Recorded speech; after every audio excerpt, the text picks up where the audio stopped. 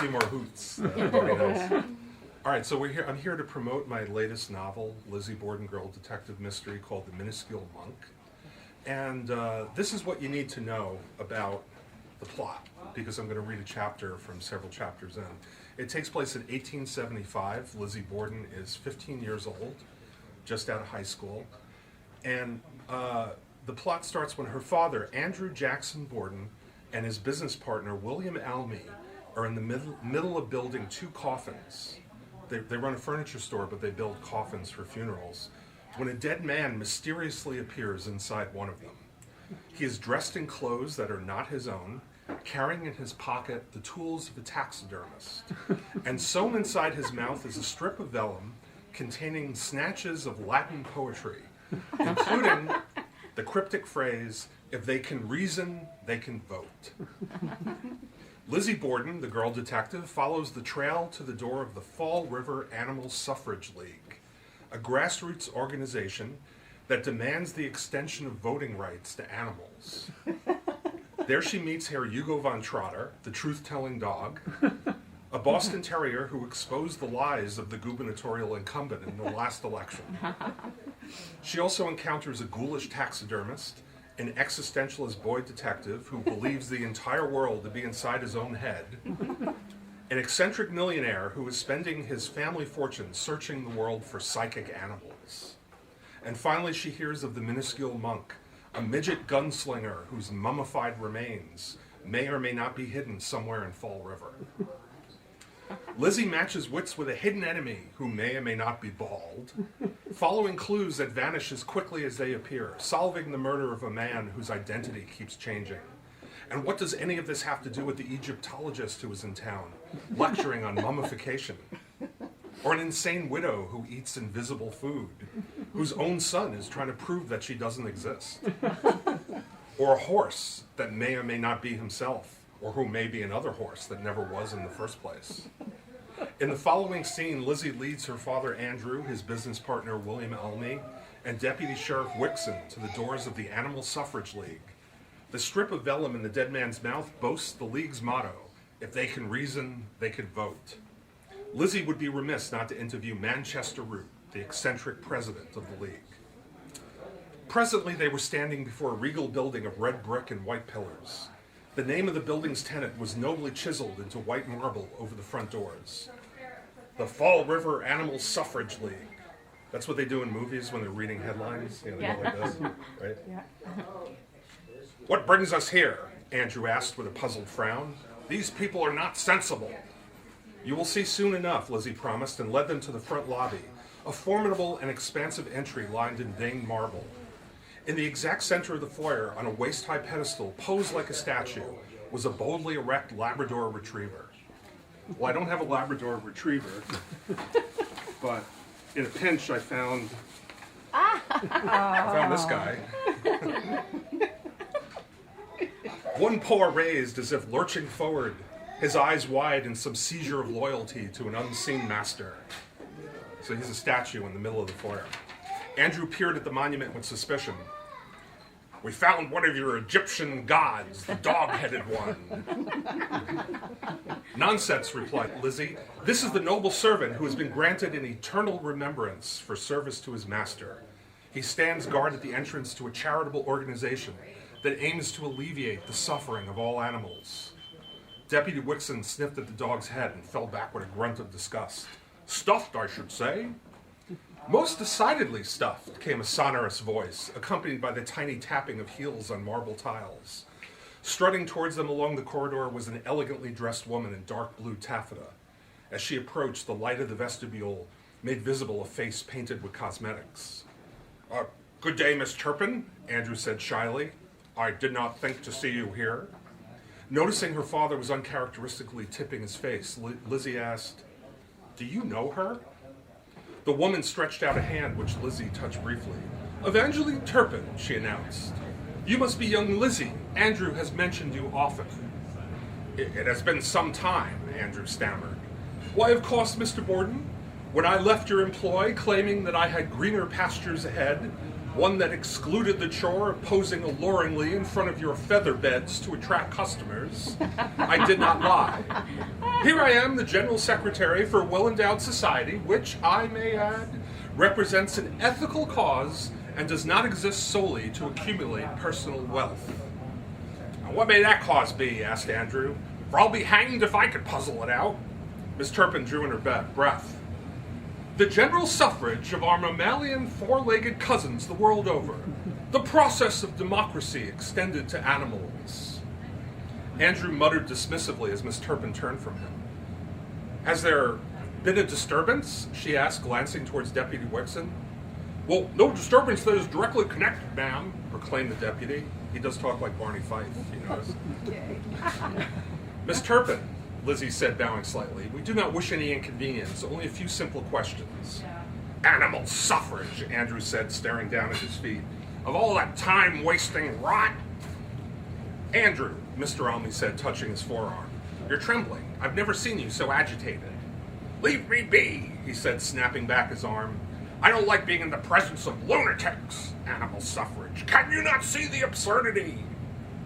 Don't rush to judgment, Father, Lizzie said. There are sound arguments for involving animals in the civic affairs of humanity. Perhaps after our visit here, we will walk away true-hearted converts. I'd sooner be a papist, Andrew snorted. Miss Turpin coughed into her fist. We do not discuss religion at the League. It tends to disturb the harmony. Would it be possible, Lizzie asked, that we gain an audience with President Root? Tell him that Andrew Jackson Borden of 2nd Street is calling on a matter of urgency. I am his daughter Lizzie, and this is Mr. Almy, my father's business partner. Deputy Wixon, you may know. The woman's face relaxed. Yes, I believe President Root has a few moments. Then let us know as soon as he's ready to receive us. Miss Turpin nodded lightly before tapping back up the corridor, leaving Lizzie and her companions in a semicircle around the stuffed Labrador. Andrew scratched his jaw bristle and asked, What's your game here, daughter? I don't see any connection between crazy folk who want dogs in the ballot box and a murderer who sews poetry into a dead man's mouth. Lizzie raised a hand to the scarlet banner that dangled above their heads, stretched between two columns. Until her small gesture, they had not noticed it. On its broad front, it read in bold lettering, If they can reason, they can vote. The motto of the Animal Suffrage League. Perhaps our killer was a member. Perhaps the victim was a member. Perhaps we've been led here for a purpose or by chance. But for now, it is our best clue.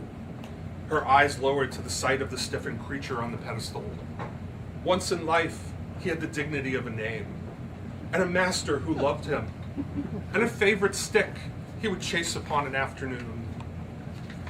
Father, you can clearly see that death was not the end for our brave lad. He lives on in death, ready to defend the hall of animal dignity.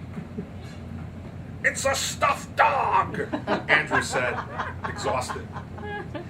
Miss Turpin had shuffled back into the room and was announcing that Manchester Root, president of the Fall River Animal Suffrage League, was ready to receive them. But I warn you, he is in ill temper. They advanced up the corridor into a main office, which they found dark with mahogany panels and cigar smoke.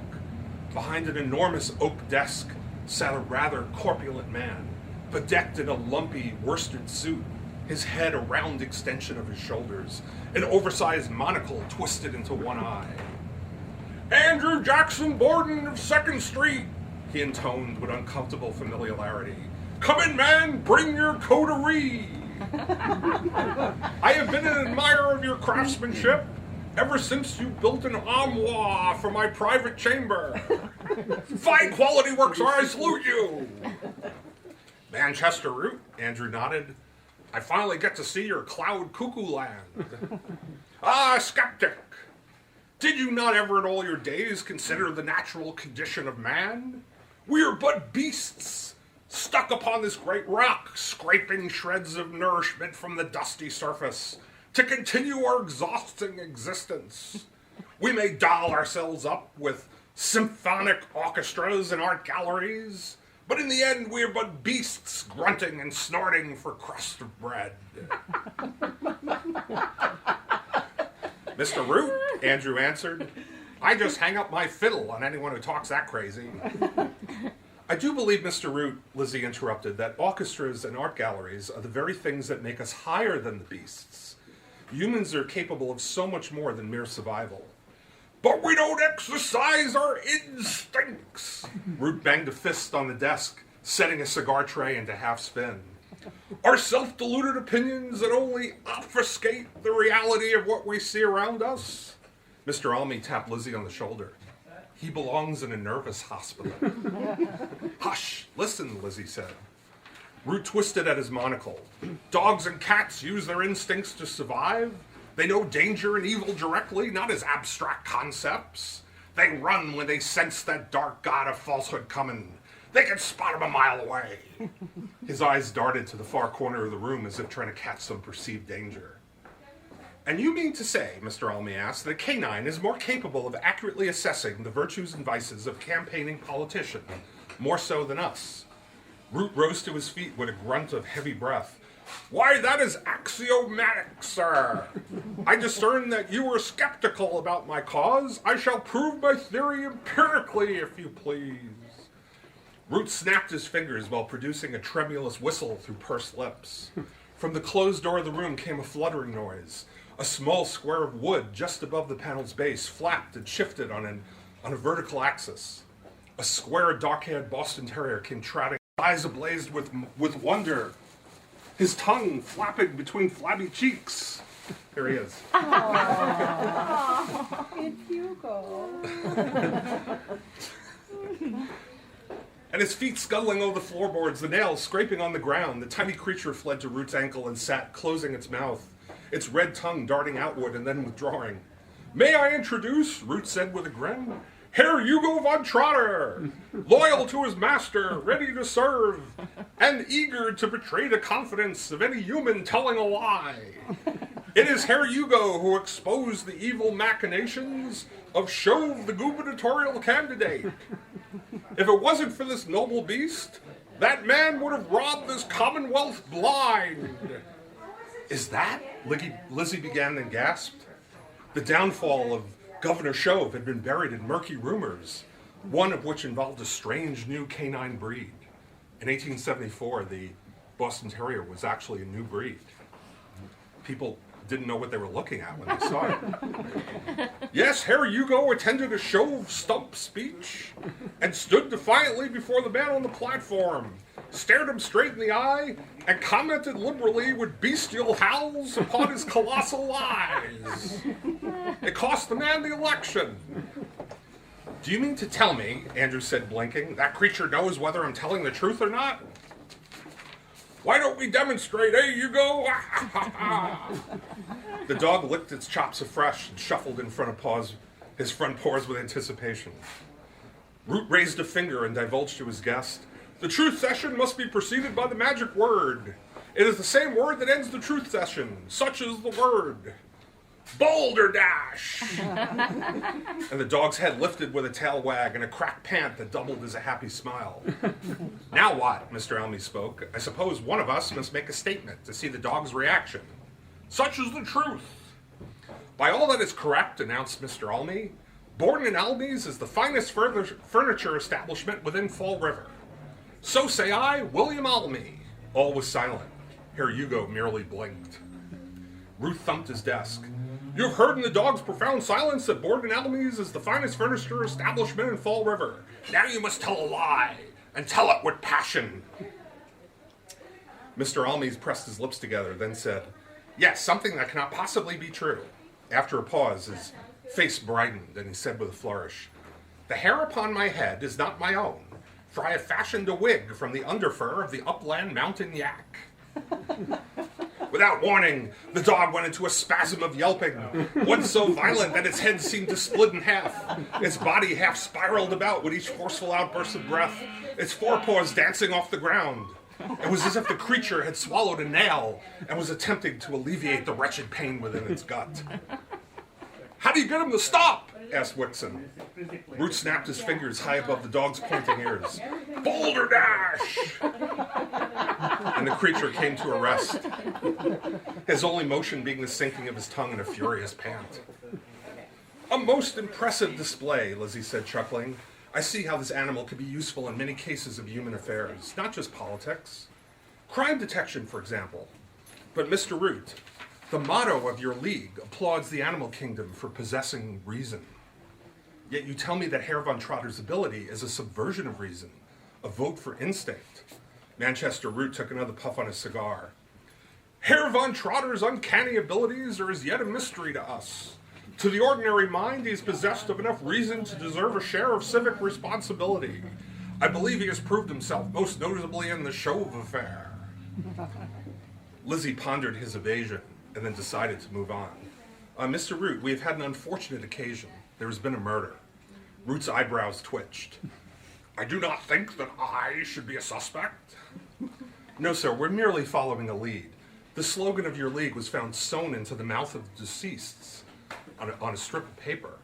A strip of, Root stammered, crapulous creeds, the folly of the human race. My most esteemed father, Horace Root, will be shamed in his grave. May I inquire as to the identity of the misfortunate? Well, we have suspicions he is a traveling professor named Albert Dewey. Does that name mean anything to you? Root's cigar tip flared while his flushed face betrayed that some inward search was being mentally performed. No, miss, it does not. Can you perhaps recall any benefactor who is of a medical nature? I do not catch your meaning. Perhaps it would be more pointed to ask if any of your associates felt the need to preserve the physical flesh of animals after their natural death. Sorry. Miss, you were talking about taxidermy, are you not? We at the Animal Suffrage League prefer to call it immortalizing. It's a sacred act that allows the deceased to enjoy the open air and freedom of life. Will you not believe in stuffing them into boxes and burying them in the ground? We find that unnatural. We prefer to hand over our dearly departed pets to be prepared by an immortalist. I noticed you're a Labrador, Lizzie said. Does that mean the League has a private immortalist? Root drummed his fingers against his chest, then announced, Why, yes, there is such an individual, Jack Pratt, a former cloth doffer who not only immortalized our dear lab, but does odd jobs around town. Many a parlor room is graced with Jack's owls and deer heads. He also services our wealthy patrons when their pets cross over to their happier hunting grounds. Mr. Root, Lizzie said, I need you to take a look at this knife that was found in the coffin with the dead man. I want you to tell me if you have seen it somewhere before. She waved a hand towards Wixon, who brought forth the fleshing knife, which he extended towards Root for inspection. The large man went pale. You found that with the dead man? I'm afraid yes. I last saw that in the hands of Jack Pratt. It's no wonder, said Andrew feverishly. All those macabre items in his pocket told us this tale. I say Pratt is our man. Wixon, do your duty and arrest him. Deputy Wixon advanced with a visible shudder. I suppose I must now consider Jack Pratt a suspect. No surprise, Root huffed. He comes to our meetings and tends to our dead. True, he does make some folks nervous with his strange disposition, but no one can deny that he is a fine immortalist, most skilled in the act. I would be sorry to hear he has committed a crime. Well, we cannot yet prove it, Lizzie said, and perhaps we are wrong in assuming his guilt, but we must find him and interrogate him. Wixon let out with a hoot. My word, Lizzie, you've led us right to the murderer. What instincts you have. The case is far from over, she said bluntly. Lizzie reached inside her jacket and produced the vellum, which she held out for Root to inspect, the motto side upward. The director screwed his monocle and inspected the lettering, then fell back with a sharp grunt. Unbelievable! To think that a man would stuff such a thing into a victim's mouth and inadvertently lead you right back to his place of employment. Root passed Miss Turpin the vellum, and she inspected it with an unblinking face. Sewn into the victim's mouth, our motto, and a verse that denies immortality, no less. Yes, Miss Turpin whispered, then turned the vellum over and stared at the words. She handed it back to Lizzie with a snap of her wrist. Nonsense. All it proves is the murderer could read a Latin primer. Even a Fall River tradesman can recite the Memento Mori. Mr. Root, Lizzie asked, is Jack Pratt bald by any chance? Jack, no, he is a possessor of a fine shock of black hair. Lizzie said. that does make things difficult. And you have to read the book to find out why him not being bald makes things difficult. His eyes fell on Herr Hugo von Trotter, who glared ahead with slackened jaw and bobbing tongue. May I indulge myself for a moment, Lizzie asked, and Root nodded with assent. She raised a hand high over von Trotter's nose and said in a loud, booming voice, Balderdash! The dog stirred imperceptibly and stared fixedly at her as if awaiting instruction. Jack Pratt, she continued, is the murderer of Albert Dewey. The dog went into a wretched spasm of yelping, its body spinning around like a compass, trapped between two giant magnets. Deputy Woodson breathed beneath his monocle. His mustache. Here's a howdy-do. I thought Pratt was the killer for sure. Unless, Whitson exclaimed, then snapped his finger to get the dog's attention. He gazed deep at the terrier, watched it swallow twice, and then spoke plainly. Jack Pratt is not the murderer of Albert Dewey. At that statement, Herr von Trotter went into another contortion of barking, saliva trailing from his jowls. Both statements are falsehoods, Lizzie muttered. How could that be? It's a logical contradiction. Gentlemen, please let us retire back to the furniture store. Based upon conditions there, we could evaluate the veracity of Herr von Trotter's mentalism. As if galvanized with electrified wire, the company went rushing out the door, leaving Manchester alone with his prize terrier. He bent over the dog and snapped his finger. Balderdash, he shouted, and the dog was still. After a pause, he looked down at the dog on the rug, whose tongue was bobbing over the hump of his lower fangs.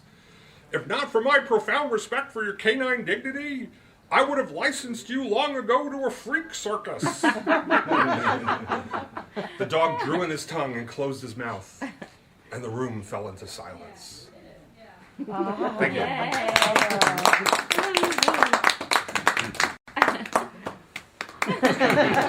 Good job, dog. I'll have a Labrador next time.